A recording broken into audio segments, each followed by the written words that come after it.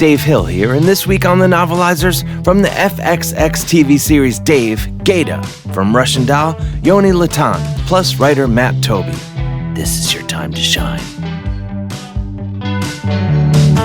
Don't want your popcorn, don't want your milk duds, don't want my shoes stuck in pools of sticky cola. Don't show me romance, don't show me fist fights, just show me words printed out under the book lights. Yeah, baby, novelize the movie. Give me sentences, paragraphs, and nothing to see. Yeah, novelize the movie. Write a book and turn it into a podcast. Welcome to the Novelizers podcast. Today's show, I'm not gonna lie, it's effing fantastic. Can we say that on Cincinnati Public Radio, which is our distributor? I don't know. We did. I don't want to get a repeat of what happened last time. That's all I'll say. That's true. Let me tell you what happened. No, never mind. Welcome to the Novelizers. What a fantastic show. As usual, the Novelizers is a show where we have award-winning comedy writers retelling classic films, but with jokes. And then your favorite comedians narrate. And this season, what movie, Dave? Oh, I'm glad you asked, Stephen Levinson. The Dark Knight. That's one of the Batman movies out there today. It's one of the 12 Batman reboots. One of the 47 Batman movies. Do you think, are there more Batman movies or Spider-Man movies? I'm not a doctor, but I would say Batman. But at the same time, I don't know or care to check. We don't know. But if you're a superhero fan and you know, what you go on to patreon.com, look up the Novelizers, and donate $5, $10, even $15 a month. And $7 million. $7 million. And then I guess you can also tell us the right answer. Or not. Yeah, that would be grateful. Grateful for that. And I'm grateful for the amazing talent joining us on today's episode. Dave, could you tell us who they are? Oh, yeah. Try and stop me. GaTa is Daviante Ganter, an American rapper and actor known for his work in the FX series Dave, as well as being the hype man for rapper Lil Dicky, a job that I was hoping would be mine, but didn't work out. Yoni Lotan is an actor and writer known for his work in Russian Doll, High Maintenance, and The Tonight Show starring Jimmy Fallon. Matt Tobey is a writer whose work has appeared on Comedy Central and The Onion. Amazing. And they're all here today to tell us about The Dark Knight. And where are we in the story? What's going on this week? Oh, man. Lau, Maroney, and other mobsters gather to discuss their money being stolen and tracked. Lau is managing their money now, which is nuts. The Joker interrupts the meeting and proposes to kill Batman, much to the mobsters' outrage, even though mobsters tend to be into that sort of thing.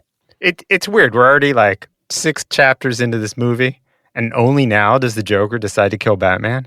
I know. It's like, Come on. Maybe he could have done it sooner, and then we could have had other movies. But whatever. What do I know about show business? I don't know. I mean, everything. Anyway, I can't wait any longer. GaTa, novelize us.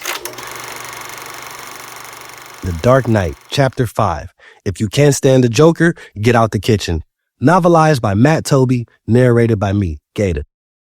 Deep in the bowels of Gotham Grand Hotel, the kitchen would have normally been bubbling like a hot pot of soup, but the stoves were cold.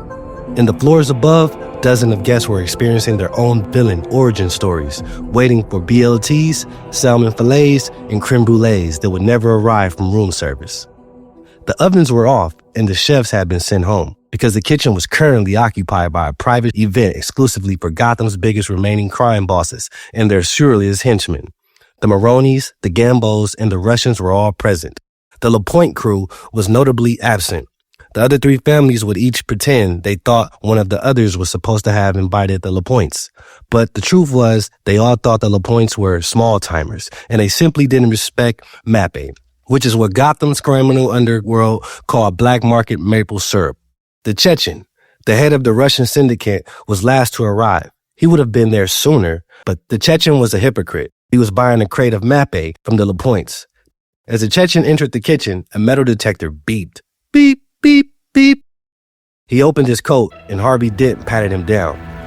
Harvey located the Chechen's 9mm, pulled the pistol out of his coat pocket, and tossed it into the gun bastion with all the other guns.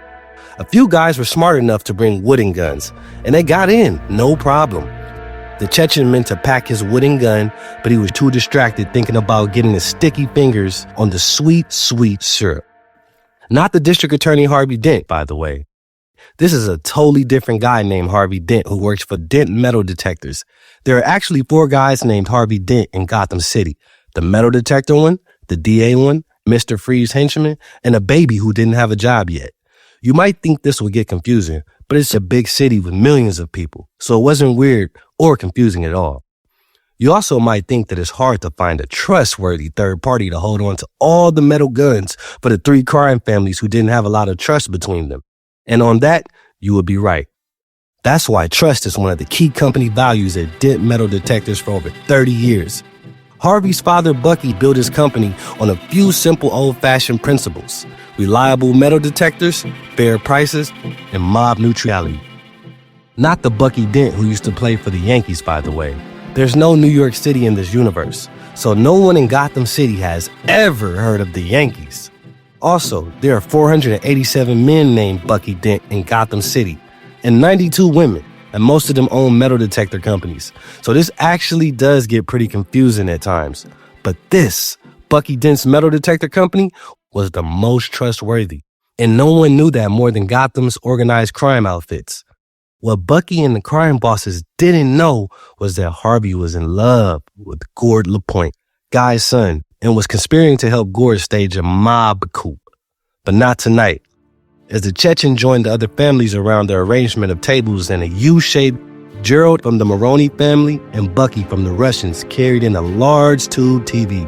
Gerald and Bucky were from rival families, but in that moment, they were loyal members of the fuck whoever wouldn't spring for a flat screen game. They shared a look with each other that said, "We are brothers, bonded for life." Suddenly, the TV flashed on, and Lo appeared on the screen. "The Joker has stolen $68 million from you," Lo announced. All the crime guys got weird looks on their faces because they were pretty mad about the Joker stealing the money. But they also wanted to look like big shots who think $68 million is chump change. "That's fine," said Maroney. "I wipe my beautiful Italian ass with $68 million every morning." "Yeah, I actually think this is funny," insisted Gambo. "But the Joker does suck." "I fucking hate that guy," added the Chechen. "But not because I care about money," Maroney finished his sentence. "Right," agreed Gambo. "I have taken the rest of your money," Lo revealed. "Okay, I think we can all agree that all of our money is a lot of money because we're rich big shots," Gambo said. "So this does piss me off." "Relax," said Lo. "I took your money out of the bank and moved it into a place where the Gotham City police have no jurisdiction." "Ah, Hong Kong. Very smart," Maroney said. "No," Lo said. "Even better than Hong Kong. The blockchain." "What the hell's a blockchain?" the Chechen asked. "Gentlemen, your money cannot be more safe," Lo insisted. "I have taken the liberty of securing it on a digital blockchain in the form of non-fungible tokens. All remaining, 471 million has been converted to Gator Gals." "I'm going to wrap a blockchain around your neck if you don't start making sense," barked an increasingly incensed Gambo. "Please, Mr. Gambo, if you will allow me to finish. Gator Gals are animated digital illustrations of bosom alligator ladies. Each one is completely unique and very sexy." Lo held his phone up to the camera and showed off a Gator Gal. The Gator Gal wore a bikini with a stethoscope around her neck and carried a box of light bulbs. "Why is she carrying light bulbs?" asked the Chechen. "It's because it's unique. They're all unique. This is Lean Gator. I paid $175 million for her. She's very rare," Lo said. He was yelling because he got excited when he talked about Gator Gals. Gambo was still mad, but he was pretty horny now too. Everyone was. Lean Gator was really hot. "Okay, bye," Lo said, and then the TV flipped to a rerun of Friends. Suddenly, a maniacal laugh began to echo through the kitchen, but the laughter wasn't laughing at Joey or Phoebe, or Chandler or Monica, or Devin or Herschel, or Oprah or Bucky, or Rachel. Friends is a much different show in Gotham City. The laugh was vivacious from the mouth of none other than the clown prince of crime, the bozo of Bedlam, the merrymaker of malfeasance. It was the goddamn Joker. And he had just waltzed right in here through a second door to the kitchen that had been completely neglected by dent metal detectors. They can kiss their 5-star Yelp average goodbye. How about a magic trick, the humorist of harm asked the table of mobsters. Okay, said the Chechen, thinking to himself that maybe if the Joker was good enough at a magic trick, that he could work off some of the 68 million. Gamboa wasn't in the mood at all for a magic trick, because he was already so mad, and because he didn't like the feeling of being tricked. Anytime someone showed him a magic trick, he'd just get pissed off and look up the secret on YouTube. Gamboa nodded to Craig, one of his more expendable henchmen, who approached the wisecracker of wickedness with maximum gumption. This is my moment, thought Craig. This is when I go from being an expendable henchman to an indispensable henchman. I've been putting in time, taking shit, always first in line to come at Batman and get my lights knocked out. Probably got a traumatic brain injury by now, but it's all worth it because I'm going to be somebody. I'm going to impress Gamboa so much with my courage and assertiveness, he's going to give me a raise and better jobs. I won't have to go pick up the carry out and clean Gamboa's Ferris cages anymore. I'll get to do the real big shot stuff, like run away from Batman while other henchmen get their lights knocked out. And then I'll save up enough money to show Henrietta that I can provide a good life for her, a life worthy of Gotham's second biggest suit factory. The Joker produced a sharpened pencil and jammed the point tip into the table. There goes our deposit with Penguin Table Rentals, thought Maroney. Henrietta and I will elope. Craig continued thinking as he continued approaching the Joker. And leave my life of inquiety with my hard-earned riches, escaping to a place in the country where we will raise a beautiful family of 7 children. Brevran, Lysandria, Quaid, Isolade, Vesperia, Fenris and Doug. Henrietta and I will fill our humble home with love and fill our darling children with wisdom, kindness, and an ironclad knowledge of the difference between right and wrong. I will also invent a Roomba for teeth so my precious family never worry about money running out, and I will never have to overcome my fear of dental floss. Finally, Craig finished traversing the 7 feet of distance between him and the prankster of Pandemonium. But he spent the entire trek thinking about his future with Henrietta and their children and hadn't come up with any plan for how he would actually deal with the Joker. The jester of jerkiness grabbed Craig's head and swiftly brought it down to the table. Craig's body crumpled lifelessly to the kitchen floor as the rest of the room looked on in shock. The pencil had disappeared. Not bad, the Chechen admitted. Thank you, Mr. Chechen, said the Joker. Say, what's that in your wedding cake? The Chechen had a wedding cake with him this whole time. I didn't mention it because it wasn't relevant to the story. And it wasn't made of metal, so it didn't set the metal detector off when it came in. But he usually had a wedding cake with him. He just really liked the taste of wedding cake. And when you're rich, you can buy a whole wedding cake whatever you want, even if no one is getting married. The Chechen looked more closely at his wedding cake and noticed a small protrusion in the frosting. He fingered the protrusion. His eyes grew wide as he pulled out the exact pencil that had just disappeared. The Chechen clapped. Okay, now that is actually pretty good. But then what happened to Craig, asked Gamboa. What's going on with your orange fanny pack, Gamboa? Gamboa was wearing 9 fanny packs, and the orange one seemed to be moving. He zipped it open and was stunned to pull out Craig, completely unharmed. The entire room erupted in applause. Later, Craig would be so excited to tell Henrietta about his participation in the magic show that he would accidentally step into an open elevator shaft. Luckily, it would be on the first floor, and he would be fine, but he would also find a bucket of poison spaghetti at the bottom of the elevator shaft. And one of the longer noodles would get caught around his neck and strangle him to death. Can you do the David Blaine levitation trick? Asked the Chechen excitedly. Sure, but it'll cost you another 68 million. The Joker joked. The gangsters all laughed, but you could tell they were mad. Gamboa was the maddest of all. He was watching a YouTube video on his phone that explained the pencil trick and making a begrudging face, like, oh, of course that's how. No, but seriously, the Joker said. All due respect to David Blaine, who is a wonderful entertainer and magician, also a dear friend, but he is not really representation of the magic community because he uses camera tricks, and he's cool. If you're not going to show us more tricks, what the hell do you want, sneered Maroney, who didn't care for the way the Joker insulted David Blaine. I want to kill the Batman. What's stopping you? That trick will cost you more than 68 million. How much do you want? I want half of your Gator gals. The monster guys all blew their tops at that. They wanted Batman dead for sure.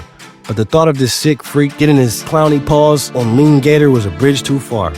Get the hell out of here before I twist you up like a balloon animal, Gambo demanded. Yeah, agreed the Chechen. Do 3 or 4 more awesome tricks, and then get right the hell out of here.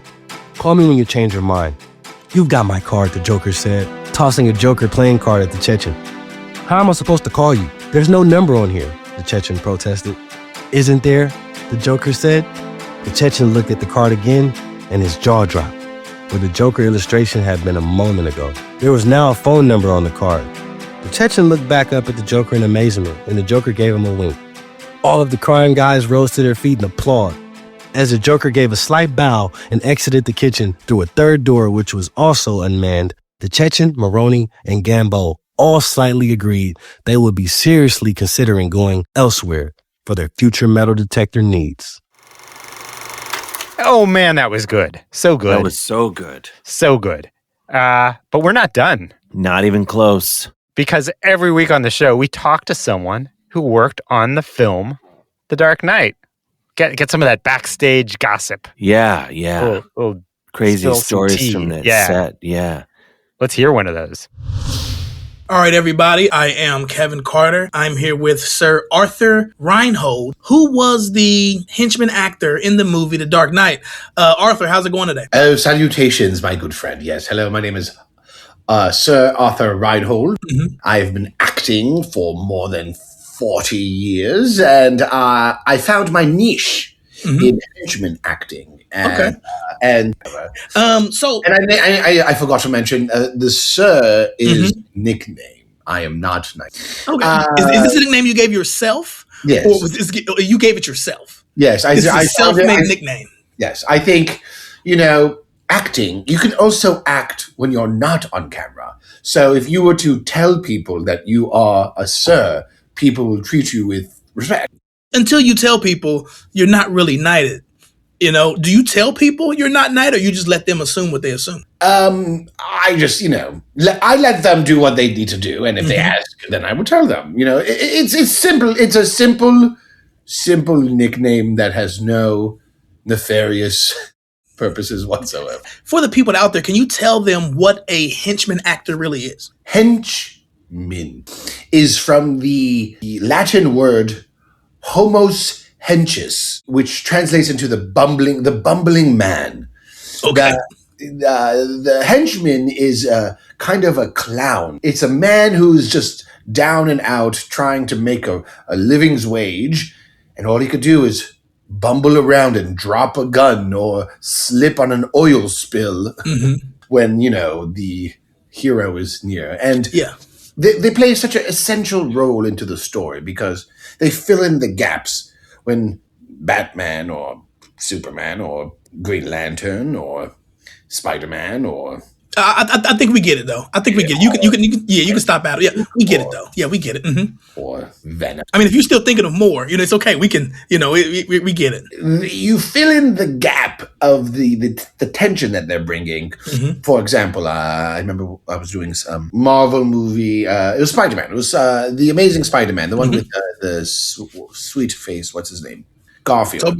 Garfield. Okay, Garfield. Yeah. I remember there was tension in the scene between him and the lizard man. And I said, gee, boss, what do you want me to do? That kind of cuts the tension because it's just like, who is this buffoon trying to make a living's wage for a lizard man? You understand what I'm saying? If I may. Okay. So I was a young actor living in Paris, and I took a clown class at the Philippe Gaulier. And by taking the class, I walked in and they said, are you enrolled? And I acted and I said, yes. So you lied. I was doing a character. I was saying, what if I said, yes, I am enrolled in this school? And they said, okay. And then I acted as if I went to the school for free. And I just if I okay, a second. I just feel like I think you're masking just the idea of lying to get what you want, and you're claiming it as acting. Exactly, mask work. Okay. But I just want to say, the working with Christopher Nolan was such a yes. And I learned so much in that class. The one class that I took because they found out that I was, what was the word you said? Lying. Yes, and they kicked me out of that class. But in that Makes class, sense. I learned, oh, you can be a simple fool and make money off it. And, I was a big comic book fan, and I saw that there were so many bumbling fools in those books. And I said, what if I became a professional henchman actor? In the movie The Dark Knight, which henchman were you in that movie? I am the henchman that goes, where'd you learn how to count? Did the henchman in this movie, did you have a mask? Not a mask or like a ski mask on or something like that? Mask. I had Like a you clown. didn't have no face. They didn't show your face or anything? No. I had a clown's mask on my head. Yes. And it's the very pivotal scene that happens in the very first 5 minutes of the movie in which Heath Ledger, when he is the Joker, and we're hiding behind the bank account, and Friedkin, I believe his name is, William Friedkin, is shooting. He's shooting, and he shoots with a shotgun. And then Heath looks at me, the Joker looks at me, and he goes, and I say, is he all out? And the Joker, he nods his head. And I stand up and I get shot in the chest. And then Joker rises and shoots the Friedkin in. And then I pop up and I say, where'd you learn how to count? Did you have that facial expression under the mask? Yes. I was method the entire time on set. I was playing this role. I give him a name. His name was Punch. Oh, so he didn't have a name. You gave him a name. Okay. No, I actually, actually a funny story. Actually, Christopher Nolan was in a meeting, and I remember I came to the meeting. I didn't come to the meeting. I tapped him on the shoulder and I said, Christopher, what if my character was name is Punch? And he said, do I know you? And I said, yes, I'm Arthur, the henchman. And he looked at me and he gave me such a beautiful look. It was a look that honestly felt like it was for hours. And then before he could say something, somebody with a headphones, I think it was the second AD, said, you can't be here. What are you doing here? And I told the AD, I was like, what if my name was Punch? And the AD said, very good, very good. Why don't we have this conversation away from this meeting? It was amazing.